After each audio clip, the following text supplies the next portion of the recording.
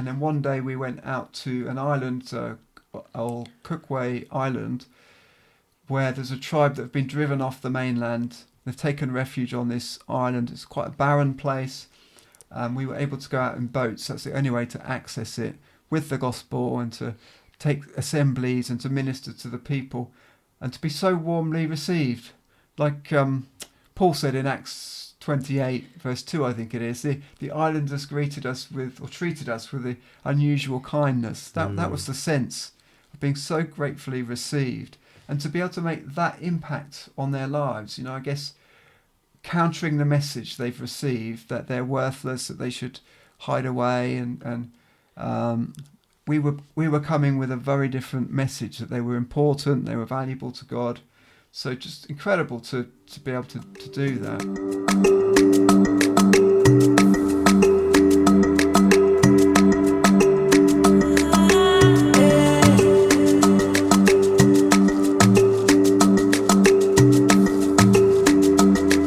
Dan, welcome back from Kenya. Thank you very much. So TFM, UK-based mission organisation.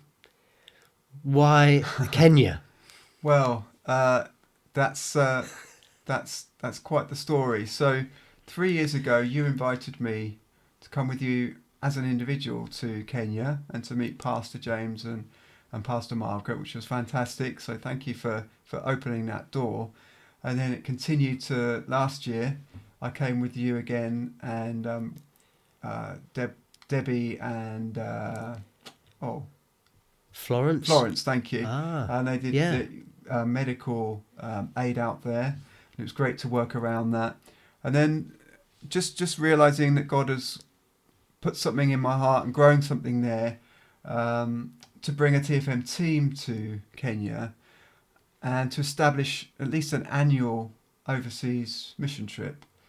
So much as TFM has been and is called to the UK, and we remain passionate about bringing the gospel in the UK context, I think there's something that you get from an overseas trip like to Kenya.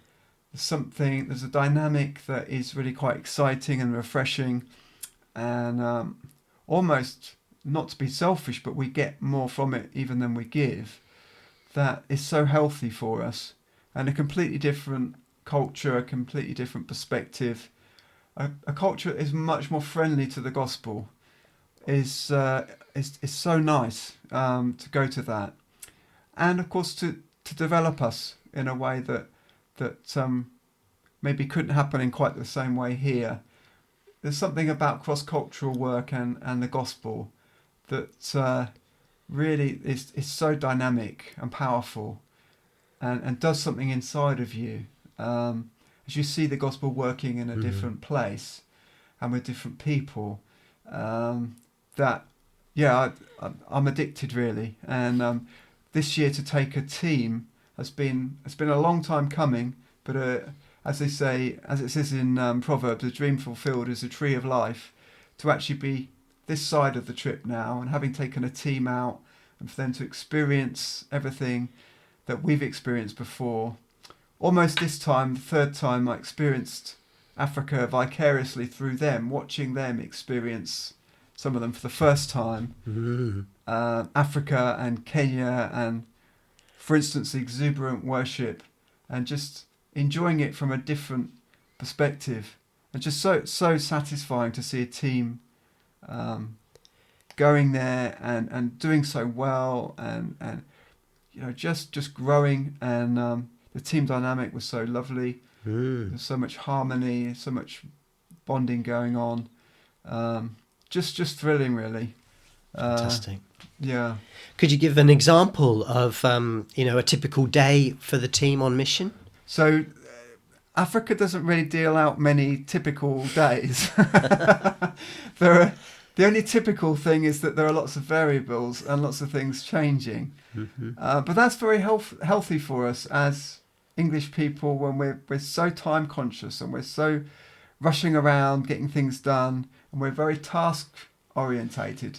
I'm dealing in broad stereotypes, I know, but nonetheless, something so healthy about being dropped into a culture that has different priorities, and is perhaps far more relational in its outlook. Yeah. But to your question, a typical day would involve us getting up, being given a lovely breakfast. We were quite deliberate in having team time. I felt that was really important for us to gather as a team and just debrief. I really enjoyed those times. I felt they were very rich, and people were able to be quite vulnerable with each other. Again, there's something about foreign mission. It's another level of vulnerability in the team. We're so dependent on each other, so need each other. It's lovely.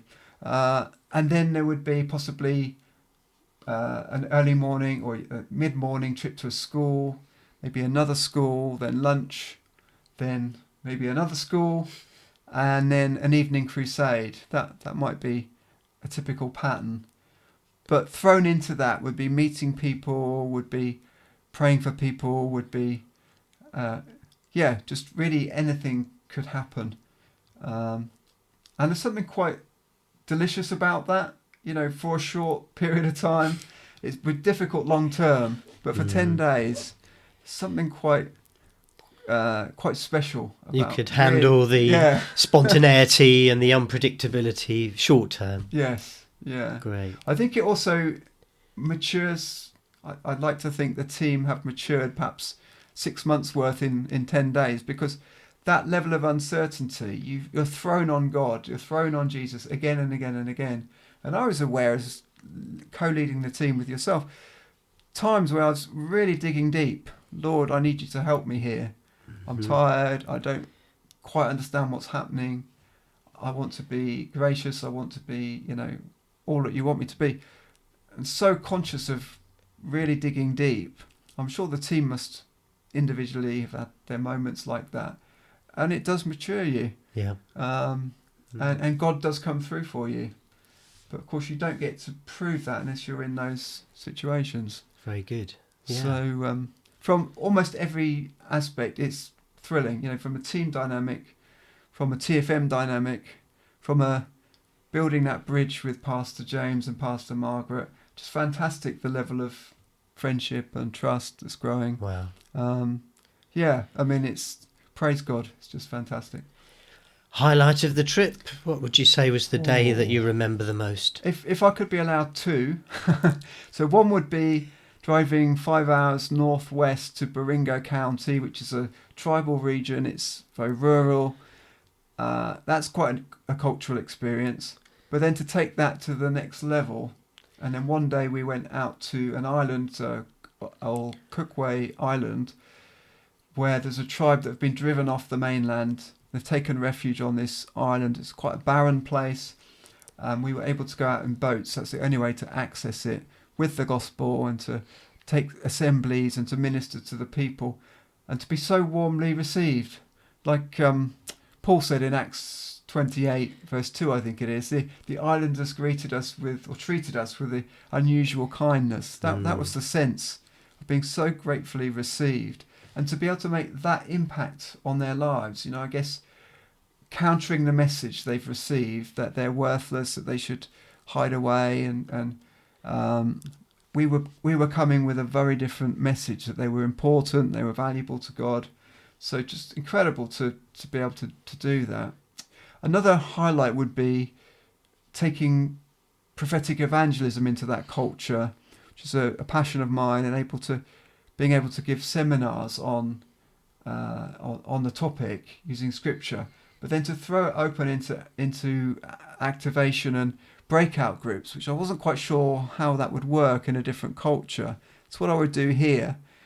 But the team were prepped and they were all leading one group. Yeah. If there were 40, 45 people, there'd be a team member in each group of 4 people, 5 people, and getting the Kenyans praying for each other and ministering to each other and prophesying over each other. It's just incredible to see that take off. And then almost having to be quite assertive to stop them because there was such a flow. So like, we need to round up now. Wow. And the hope that's, as it were, they've caught the bug, and it will continue, that the body life in their churches will be richer, all the richer for that. Again, to see the gospel jump across cultures, there's nothing quite like it. Yeah. How did people respond to the gospel in these various settings? Very well. I mean, I wouldn't say I had one negative reaction. I don't know if you'd say the same. Not really any hostility. People were very receptive. Perhaps even if they weren't agreeing or wanting to become a Christian, they were very polite, very respectful, and God-fearing. So again, incredible to be somewhere for 10 days, 11 days, and not have any hostility. If we did the equivalent in England, there'd be somebody that would shout and rant and swear at us. There'd be somebody that would open a door and throw some turnip juice over us or something.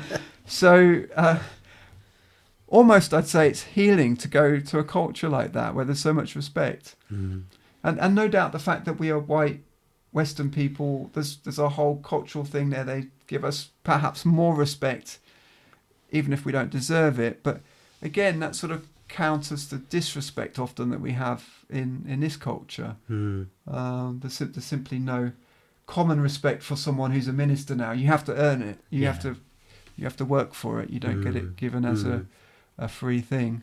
So yeah, a tremendous experience in conclusion. Yeah.